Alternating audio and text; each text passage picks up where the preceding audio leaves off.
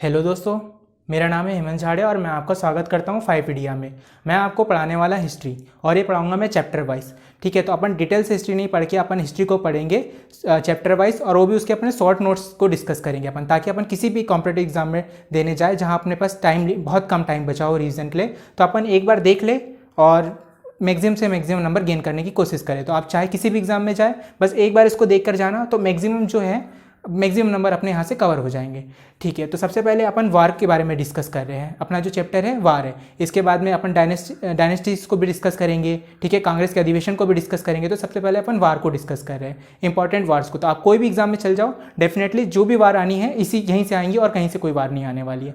चलिए तो शुरू करते हैं। सबसे पहले अपन स्टार्ट करते हैं 260 ईसा पूर्व। सबसे पहली जो बड़ी वार हुई थी, जो एग्जाम में मोस्ट रिपीटेड क्वेश्चन है, 260 ईसा पूर्व है ना। ईसा पूर्व ये मतलब ईसा के जन्म के पहले, 260 साल पहले ईसा के जन्म के पहले। ठीक है, कलिंग कहाँ पर है अपना? उड़ीसा में है ना।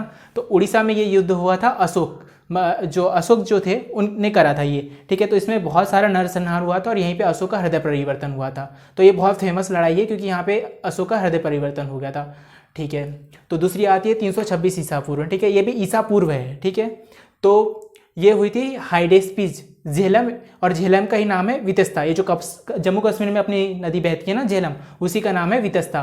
तो इसे हाइडेस्पिस के युद्ध के नाम से जाना जाता है। तो इसका ये लड़ाई हुई थी सिकंदर, ये मकदूनिया का राजा था सिकंदर, और पोरस इसके बीच में हुई थी। पोरस अपना भारत का राजा था। ठीक है, तो इसमें ये वैसे तो जीत का क्रेडिट सिकंदर को दिया जाता है, बट ये जो लड़ाई है अनिर्णित लड़ाई है। ठीक है, और 3 साल बाद में मतलब 323 ईसा पूर्व में फिर सिकंदर की डेथ भी हो गई थी। ठीक है, तो याद रखना बाद में 323 क्यों बोला मैंने, तो क्योंकि ये ईसा पूर्व है, मतलब अपन उसके क्लोज जा रहे हैं, है ना, माइनस में जाते जा रहे हैं, इसलिए 3 साल बाद 323 में मतलब 3 रिड्यूस हो गया, 3 आगे बढ़ने के, क्योंकि अपन माइनस में जाते जा रहे हैं ईसा पूर्व जाने के लिए। ठीक है, अब 1000 ईस्वी। ठीक है, ये अगेन इंपॉर्टेंट है क्योंकि यहाँ पे महमूद गजनी का प्रथम आक्रमण हुआ था। ठीक है, याद रखना महमूद गजनी अलग है, गजनवी अलग है। गजनवी को भी डिस्कस करेंगे, लेकिन ये गजनी है। गजनी ने 17 बार आक्रमण करा था, जिसमें से पहला आक्रमण जो था बहुत इंपॉर्टेंट है, पहला आक्रमण। ठीक है, वो 1000 ईस्वी में था। उसके अलावा फिर एक और इंपॉर्टेंट आक्रमण है 1025 और 26, कई बार 26 भी लिख देता है ईसा पूर्व में। ये ईसा पूर्व नहीं है, अभी ईस्वी लग गई, मतलब ईसा के बाद की बात हो रही है ना। तो यहाँ पर इसने सोमनाथ का जो अपना शिव मंदिर है उसके ऊपर आक्रमण करा था महमूद गजनी ने, इसलिए ये बहुत ज़्यादा फेमस है। इसने वो मंदिर को पूरी तरह ध्वस्त कर दिया था। आप इस पिक्चर में देख सकते हैं, ये सोमनाथ के दोनों मंदिरों की पिक्स है। ठीक है, ओल्ड और फिर ये न्यू कंस्ट्रक्टेड मंदिर। ठीक है, तो इसके बाद में आता है 1191 है ना, 1191 तराइन का प्रथम युद्ध। ठीक है, ये लड़ा गया था मोहम्मद गौरी के बीच में और पृथ्वीराज चौहान के बीच में। ठीक है, तो अभी अपन किस डायनेस्टी से रिलेट करते हैं ये पृथ्वीराज चौहान, इसको अपन डिस्कस करेंगे। ठीक है, तो इसमें जो गौरी ने पृथ्वीराज चौहान के ऊपर आक्रमण करा था, तो इसमें गौरी की हार हुई थी और जो पृथ्वीराज चौहान जी है इनकी विजय हुई थी, क्योंकि उनकी स्ट्रेटेजी के कारण, उनकी स्ट्रेटेजी इतनी अच्छी थी कि उसके कारण उनकी जीत हुई। फिर उसके बाद 1192 में तराइन का सेकेंड बार होता है, वही गौरी और पृथ्वीराज चौहान के बीच में। तो इस बार क्या होता है, गौरी जीत जाता है और पृथ्वीराज चौहान हार जाता है। क्यों हारता है, क्यों, वो भी अपन डिस्कस करेंगे। ठीक है, तो फिर आता है 1194, याद रखना 1191, 1192 और 1194। ठीक है, तो ये गौरी और पृथ्वीराज चौहान इन्हीं के आसपास एक कहानी चल रही है ना। तो ये युद्ध होता है चंदावर के बीच में, और याद रखना चंदावर अलग है और एक चंदेरी भी आगे आएगा। इन दोनों में जमीन आसमान का डिफरेंस है, दोनों एक नहीं है, चंदावर अलग है और चंदेरी अलग है। तो ये हुआ था गौरी और जयचंद के बीच में। ठीक है, तो ये जयचंद कौन है? जयचंद वही है जिनके कारण पृथ्वीराज चौहान मोहम्मद गौरी से हारे थे। ये जयचंद जो है पृथ्वीराज चौहान के ससुर जी है। ठीक है, तो जो पृथ्वीराज चौहान है उन्होंने इनकी बेटी संयोगिता को स्वयंवर से उठा के ले गए थे और उसके बाद शादी करी थी। ठीक है, तो ये जो जयचंद है वो पृथ्वीराज चौहान से बदला लेना चाहते थे, इसलिए उन्होंने मोहम्मद गौरी का साथ दिया और पृथ्वीराज चौहान को हराया। ठीक है, तो इसलिए, और फिर उस कुछ सालों बाद मोहम्मद गौरी का काम निकल गया था, कब तक उसको झेलते। तो 2 साल बाद में फिर जयचंद की भी उन्होंने फाइल निपटा दी। फाइनली अब गौरी का पूरा एरिया हो गया। अब उसके बाद में आते हैं, अब गौरी मोहम्मद गजनी गजनवी और गौरी का काम खत्म हो चुका है। अब आते हैं मुगल डायनेस्टी में। वैसे अपन डायनेस्टी नहीं पढ़ रहे हैं, लेकिन वार के हिसाब से देखा जाए तो फिर अब बाबर का टाइम आता है। तो बाबर 1526 में भारत में उसने पहली बार एंट्री ली थी। ठीक है, ये तुर्की से आया था। ठीक है, एक कबीले से आया हुआ था, तो तुर्की से आता है। तो ये इसका पहला आक्रमण होता है बाबर का, पानीपत फर्स्ट। मतलब वैसे तो बाबर ने मतलब 5 मेजर लड़ाइयाँ लड़ी है, लेकिन अपने को जो याद रखना है वो 4 रखना है, ठीक है। इसने 1815 में भी एक लड़ाई लड़ी थी यूसुफजाई जाति के बीच में, जो आज पाकिस्तान के बलूचिस्तान में होते हैं वहाँ पर, लेकिन अपने को वो याद नहीं रखना है। अपने को मेन याद रखना है बाबर के द्वारा भारत में लड़ी गई लड़ाई 4 है, इंपॉर्टेंट है ना। तो बाबर जब आएगा तो तुर्की, ठीक है, वो अरब वाला एरिया पता है ना, बहुत ज़्यादा, ठीक है, हीटेड वाला एरिया है ना। तो जब रेगिस्तान से आएगा तो बहुत ज़्यादा प्यासा होगा। वैसे भी जनरली अगर कोई मेहमान अपने घर में आता है तो अपन लोग क्या करते हैं, पहले उसे पानी ऑफर करेंगे, देन उसे बोलेंगे कि चलो खाना खा लो, ठीक है। तो बस बाबर के साथ भी पहले अपन उसको मतलब अपन तो जो भी है दुश्मन भी है, लेकिन मेहमान की तरह ही ट्रीट करेंगे, जो अपनी संस्कृति है। तो 1500 जब ये 26 में आया तो इसे सबसे पहले अपन पानी ऑफर करेंगे, उसके बाद में खाना ऑफर करेंगे, उसके बाद में उसे चंदेरी ले जाएंगे, ठीक है। चंदेरी मध्य प्रदेश का एक पार्ट है जहाँ की साड़ियाँ बहुत ज़्यादा फेमस है आज भी, ठीक है। उसके बाद में उसे साड़ी से याद रख लेना घाघरा, तो अपन चंदेरी की साड़ी ना दिला के उसको घाघरा दिला दे रहे, घाघरा पसंद आ गया उसे, चलो ठीक है।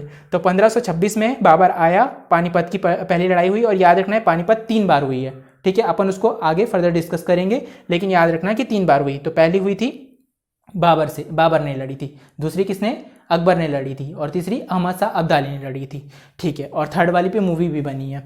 तो पानीपत फर्स्ट तो बाबर और इब्राहिम लोदी के बीच में हुआ। ये इब्राहिम लोदी कौन थे, तो ये जो बाबर के आने के पहले डायनेस्टी चलती, जैसे बाबर मुगल डायनेस्टी का मतलब फाउंडर था, उसके पहले सबसे पहले जो दिल्ली सल्तनत की बात करें, मध्यकालीन इतिहास की अपन बात करें, तो सबसे पहले दिल्ली सल्तनत, तो उसमें गुलाम वंश, ठीक है, 1206 में गुलाम वंश, फिर उसके बाद खिलजी, फिर गुलाम खिलजी, फिर सैयद लोदी। तो लोदी वंश का मतलब दिल्ली सल्तनत का आखिरी वारिस था इब्राहिम लोदी। इसको हराकर बाबर ने भारत पर मुगल वंश की नींव रखी थी, ठीक है। अब बाकी अपन डायनेस्टी को अलग डिस्कस करेंगे। सारी डायनेस्टी आज तक के भारत की जो भारत भूमि है उसके ऊपर कितनी डायनेस्टी हुई है ना, मौर्य, सुंग, ये सारी डायनेस्टी को अपन अलग वीडियो में लेक्चर में डिस्कस करेंगे। तो लेकिन अभी फिलहाल के लिए सिर्फ इतना याद रखना कि मुगल डायनेस्टी आने के पहले जो थी यहाँ पे लोधी डायनेस्टी, ठीक है। दिल्ली सल्तनत की आखिरी डायनेस्टी लोधी डायनेस्टी थी, और लोधी डायनेस्टी का जो आखिरी वारिस था इब्राहिम लोधी, इसके और बाबर के बीच में युद्ध हुआ था, है ना। इसमें फिर इब्राहिम लोधी की हार होती है,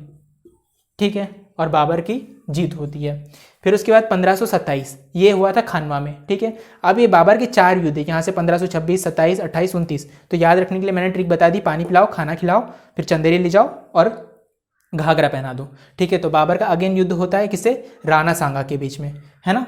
तो कंफ्यूज नहीं होना, पहले राणा सांगा के बीच में होता है, फिर मेदिनी राय के बीच में होता है, वो जनरली पूछ लेता है, ठीक है। तो ये पानी, खाना और चंदेरी और घाघरा के साथ साथ ये भी सीक्वेंस से याद रखना है कि पहले राणा सांगा के साथ में होगा, है ना, खानवा में राणा सांगा के साथ में, ठीक है, और उसके बाद चंदेरी में मेदिनी राय के साथ में होगा, ठीक है। तो बाबर और राणा सांगा के बीच में होता है, यहाँ पे फिर अगेन बाबर जीत जाता है और राणा सांगा की हार हो जाती है, ठीक है। अपन आते हैं 1528 में, यहाँ पे चंदेरी में जहाँ की साड़ियाँ फेमस है, अपना एमपी का एक पार्ट है, उसमें बाबर और मेदिनी राय के बीच में होता है, और यहाँ पे फिर अगेन बाबर जीत जाता है और मेदिनी राय की हार हो जाती है, ठीक है। तो फिर हाँ 1529 इसमें घाघरा में युद्ध होता है बाबर और ये अफगानों के बीच में होता है, ठीक है। यहाँ अफगान पूरी तरह हार जाते हैं और बाबर को विजय मिल जाती है, ठीक है। यहाँ बाबर फिर जीता। तो क्या कारण थे कि बाबर लगातार चारों साल मतलब चारों युद्ध में लगातार विजय रहा। तो इसका कारण था कि बाबर लेकर आया था तोप, ठीक है। ये अभी तक कन्वेंशनल फॉर्म में अपने तीर और जो तलवार वगैरह इनसे लड़ रहे थे, और बाबर लेके आया था बारूद के साथ तोप। वो उसके पास लोग थे तोप खाना नाम के, वो एक्सपर्ट थे तोप चलाने में। इस कारण बाबर के सामने कोई टिक नहीं पाया। एक न्यू टेक्नोलॉजी को लेकर आया था और उसके बारे में ये लोग जानते नहीं थे, तो इस कारण बाबर की कंटिन्यूस जीत होती रही। फिर 1530 अब बाबर का भी सूर्य कब तक के उधर रहेगा, कभी ना कभी तो ऐसा होना ही है। तो इसने कंटिन्यू 4 लड़ाई लड़ी है, 1526, 1527, 1528, 1529, अब 1530 में, ठीक है। तो बाबर की डेथ हो जाती है। बाबर की डेथ हो जाती है तो उसको इनिशियली तो आगरा में एक जगह है आराम बाग नाम का, वहाँ पे दफना दिया।